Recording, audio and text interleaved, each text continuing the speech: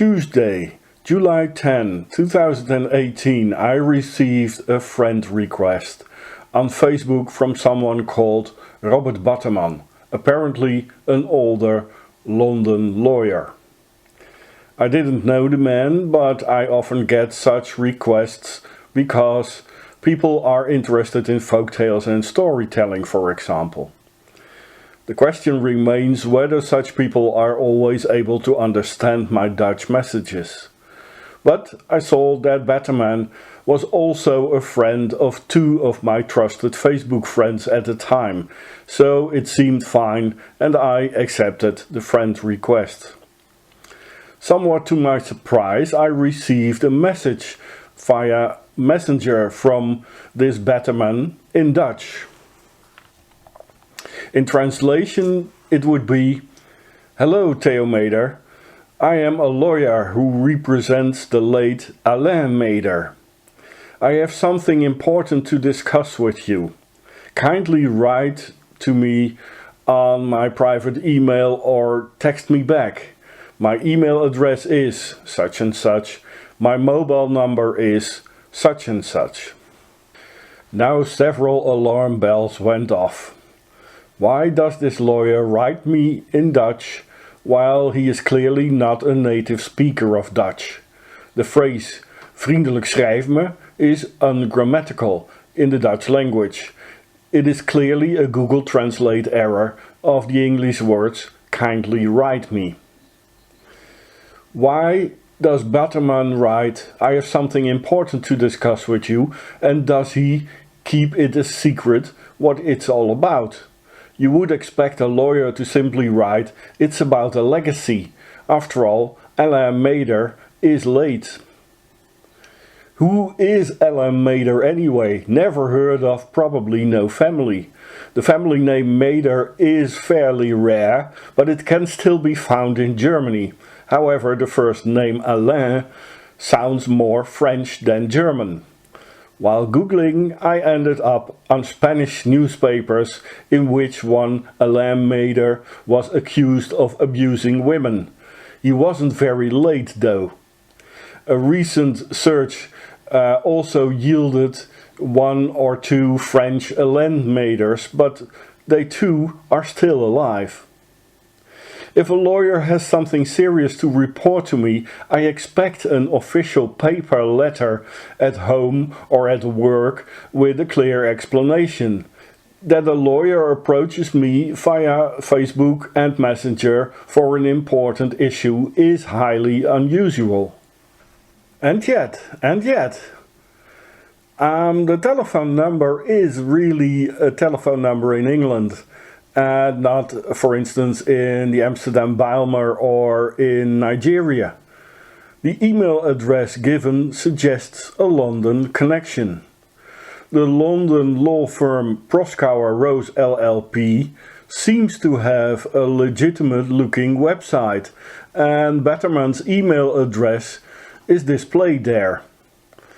The solicitor's guru logo links to a legitimate legal site.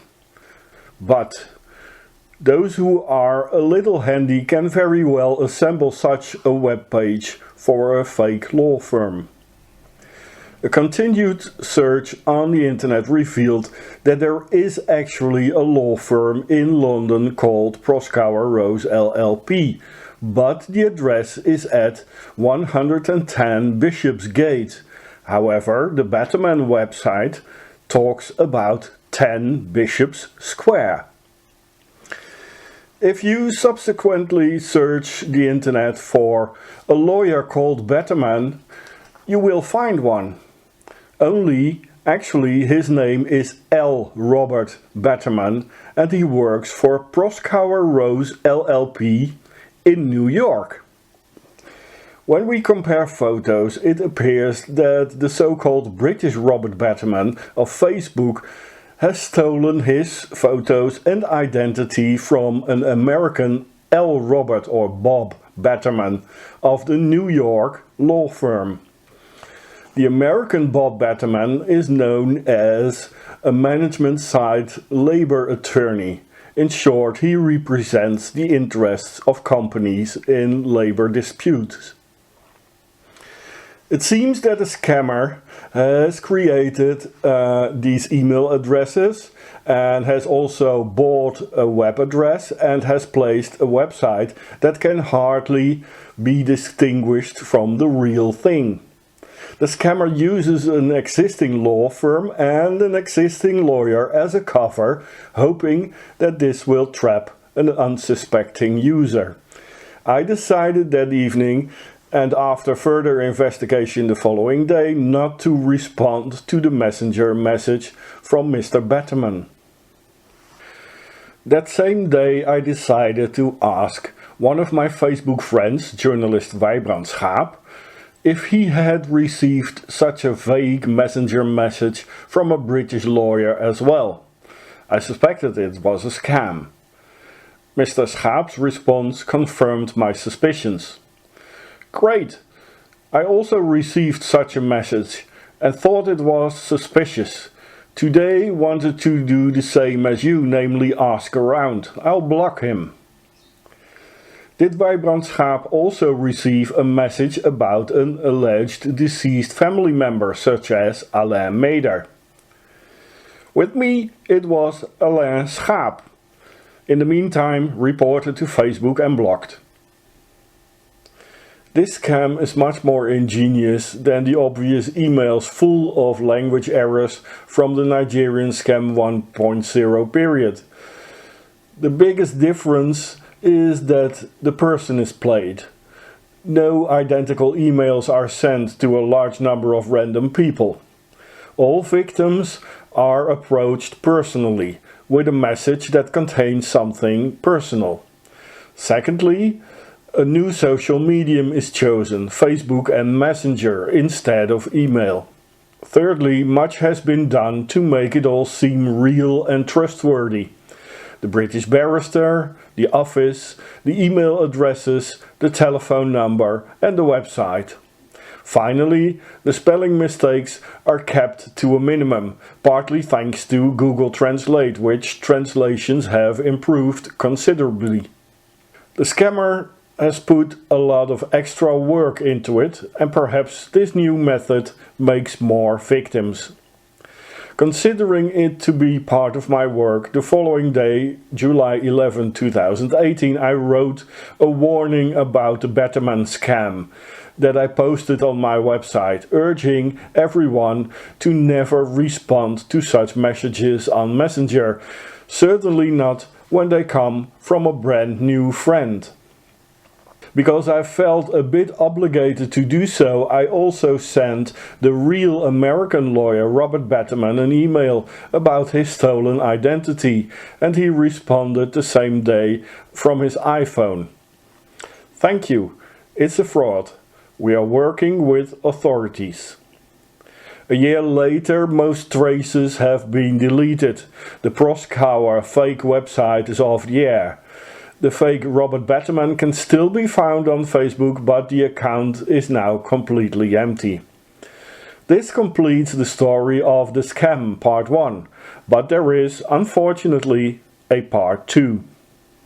3 weeks after I received a messenger message from fake Batterman, on Saturday, August 4, 2018, I got a messenger message from 72-year-old Mr. De Waard, who can be characterized as a most friendly elderly internet user, mildly naive, accommodating and gullible. He also accepted a friend request from Batterman on Saturday, July the 7th, and then received a message from his lawyer about the late Alain Waard. Mr. De Waard was innocent, smelled no trouble, and sent an email back in good faith. Mr. De Waard was shown a huge legacy, more than enough for a carefree old age. In a few days, however, he was duped for more than 22,000 euros. His daughter-in-law, a young woman with extensive internet experience, understood that her father-in-law was scammed and filed a report with him on August 8, 2018 at the local police station. In the meantime, Mr. De Waard had searched the internet for more information about Betterman and, unfortunately too late, had found my warning about the fraud practice. Hoping that it could help in some way, Mr. De Waard informed me about all the details. Here is a brief reconstruction of what happened step by step. Saturday, July 7. Friendship request on Facebook from fake Betterman accepted. Through the chat, Betterman announces that he is the lawyer who represents the interests of late Alain Waard, and that something important must be discussed. Mr. De Waard sends an email to Betterman that he awaits further instructions. Sunday, July 8. Mr. De Waard receives an extensive and official-looking email from Betterman in Dutch. The rhetorical trick that Betterman uses is constantly emphasizing that the matter can be trusted and that De Waard does not have to worry. However, De Waard must always use the email addresses mentioned. Of course, he is not allowed to email the real Proskauer office in London because nobody knows a British Betterman there, and then the deception becomes clear. Betterman makes the death of the wealthy real estate agent Alain Waard and his daughter plausible by sending links to a real major train accident in Santiago de Compostela in 2013, where many victims were killed. Nowhere in the articles is the name of Alain Waard mentioned. However, Betterman also sends a forged death certificate from Alain de Waard. A wealthy real estate agent called Alain de Waard should be found via Google. However, the result is 0 hits. Great suspicion should also arouse the following statement. The lawyer apparently searched for an heir for 5 years and then finally found someone in the Netherlands with the name De Waard. The Dutch family name database of the Meertens Institute shows that in 2007 there were no fewer than 3,957 people in the Netherlands with the surname De Waard. So that is potentially almost 4,000 heirs, and then it's a little naive to think that only one heir can come out of the investigation. But undoubtedly all suspicion will fade away if the next fat bone is presented, an inheritance of 34,700,000 euros. The amount of money has been deposited with the Grupo Cooperativo Cajamar by Mr. Alain de Waard in 2012, and the scammer sends a deceptive real proof of this. As customary in a first scam mail narrative, nowhere it is mentioned that the victim should pay fees or taxes in advance first. Tuesday, July 10. Betterman asks Mr. De Waard to send a copy of his passport, which De Waard does promptly. De Waard also receives a capital release form that he has to fill in and return to Senor Antonelli Ramos of the Grupo Cooperativo Cajamar. Betterman says that the amount of 34,700,000 euros must be transferred first to a Spanish Platinum account for large amounts. With the opening of that Platinum account and the transfer, an amount of 6,400 euros in costs is involved. De Waard needs to pay for that. Betterman sends him an official-looking document in which he tells the Spanish bank manager that the heir has been found and that the amount can be transferred soon. In the days to come, De Waard is repeatedly told that he must keep the entire transaction secret, or the Spanish state may claim the funds. He is told not to engage his own lawyer. The reason is obvious: the Dutch lawyer would quickly see through the fraud. Each time Betterman repeats that the wife does not have to worry and that everything is 100% in order. This is where the victim swims into the trap. With a sum of millions in prospect, 6,400 euros is a small investment. Anyone familiar with the Nigerian scam understands that the victim will pay a few times and can forget about the legacy. Mr. De Waard's daughter-in-law only hears about the scam afterwards and literally says, "If you had told me this in advance, this would never have happened." Friday, July 13, Mr. De Waard receives an official-looking document full of stamps and signatures from the Spanish Ministerio de Justicia, confirming that he is the only heir to the 34,700,000 euros of Alain De Waard. And a certificate full of stamps and signatures follows, in which Batterman declares under oath that he will execute the money fairly. Tuesday, July 17. Now Mr. De Waard actually transfers the amount of 6,400 euros to a Spanish bank account number in the name of Luinaza SL, according to the internet, a wholesaler of machines in Valencia. Wednesday, July 18 and Thursday, July 19. Mr. De Waard is informed by the Grupo Cooperativo Cajamar in Madrid that he has to pay an amount of 8,600 euros, so the legacy of the Spanish Platinum account can be transferred to his Dutch account. That same day he transferred 8,600 euros in an emergency payment to a Spanish bank account number in the name of Gilmans 305 SL, according to the internet, a textile wholesaler in Valencia. De Waard receives the same day a receipt from Banco de España that the amount has been paid. Monday, July 23rd. Mr. De Waard is informed by the Agencia Tributaria in Madrid that he must pay tax on his inheritance.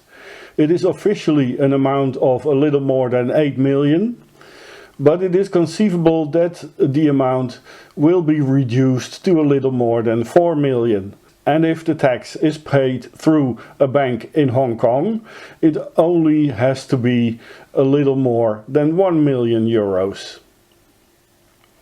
Thursday, July 26th. An email from Batterman makes it clear once again that taxes have to be paid on the million legacy.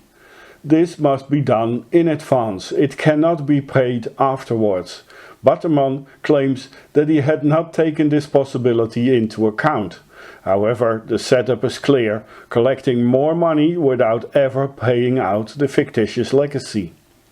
According to Batterman, it concerns a total amount of 1,522,833 euros to be paid in 3 installments. For the payment of the first installment, Batterman can advance something. He has just sold a house for 500,000 euros and wants to advance this if it can be settled again later if De Waard has his legacy. That day De Waard transfers 7,611 euros to a Spanish bank account number in the name of Reparaciones y Distribuciones Global, according to the internet, a machine repair company in Valencia. All these companies in Valencia have been registered as commercial businesses, but none of them show up on Google Maps or Google Street View. There are just houses and apartments on these addresses. Wednesday, August the 8th. Deadline for payment of the second installment. Actually, full installments need to be paid to 3 different Polish bank accounts in Wrocław, Warsaw and Białystok. However, in all cases the beneficiary has an account at the Electronic Money Institute by Zera in Lithuania. Mr. De Waard's bank account is practically exhausted and he is unable to pay the next 2 installments of more than 5 tons. And he is supposedly called by the Spanish bank to ask him if the money is coming, but Mr. De Waard recognizes the voice of scammer Batman, whom he has had on the phone several times in the meantime. The man speaks perfect British English without any Spanish accent. Mr. De Waard says he does not have the money and is lying that he is busy taking out a loan. That same day, Mr. De Waard and his daughter-in-law make a report to the police of scams. In total, he was scammed for €22,611. The archetypal fairy tale and legend plots of the lucky hero getting a reward, retrieving the hidden treasure, obtaining the winning lottery ticket, finding the pot of gold, going from rags to riches is shattered. A malicious British scammer residing in Spain with shadowy businesses in Valencia has become more than €22,000 richer in 1 month. Such a scam is already quite lucrative if only 1 victim kicks in every month. Wednesday, August 29. Mr. De Waard's local bank, the Dutch Rabobank, sends him an official letter with a warning. In the past month, transactions have taken place for which Mr. De Waard had already been warned several times and which the bank calls advanced fee fraud or Nigerian fraud. Saturday, September 29. Despite the fact that Mr. De Waard has broken all contact on the advice of family and the bank, fake Batman makes a final attempt to regain contact in an English language email. Hello Mr. De Waard, I hope you are doing great. It's been a while I heard from you. Even when I try to call you on the telephone, you no longer take my calls or respond to my text messages, which I deem so appropriate considering the text waiver issue we have to solve. We have been able to pay only the first phase of the 3-way tax waiver. It's 2 months or more we have not communicated the bank, and I think we have to do so to avoid all our efforts so far be a waste. I want to know if you have been able to get any reasonable amount so that we can put together with the one I have for the second phase of the tax waiver. I know that things are very difficult everywhere, but we must not give up in achieving this great success. I await your prompt response. Kind regards. Mr. De Waard has not responded to this. He is mainly surprised by his own naivety. In an email to me in October 29, 2018, he literally says, "How could I let myself be cheated like this?"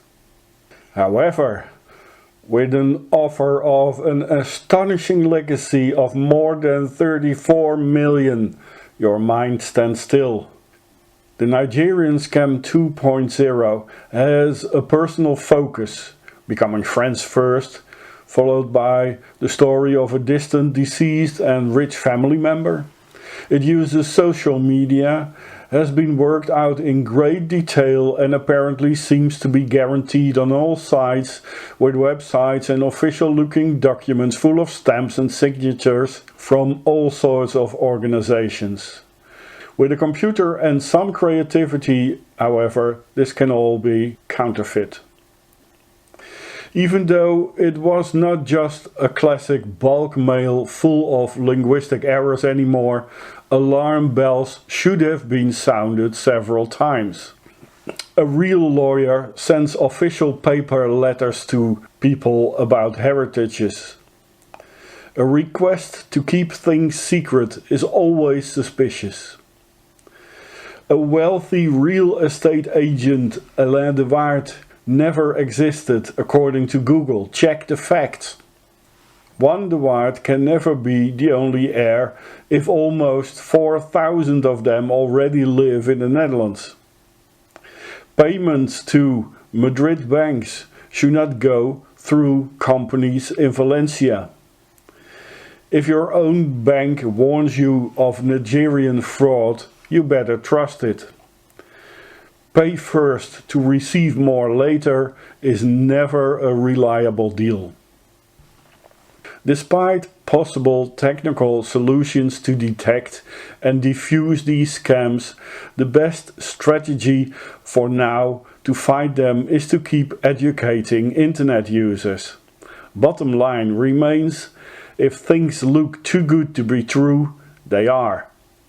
Needless to say, Mr. de Waard never got his money back.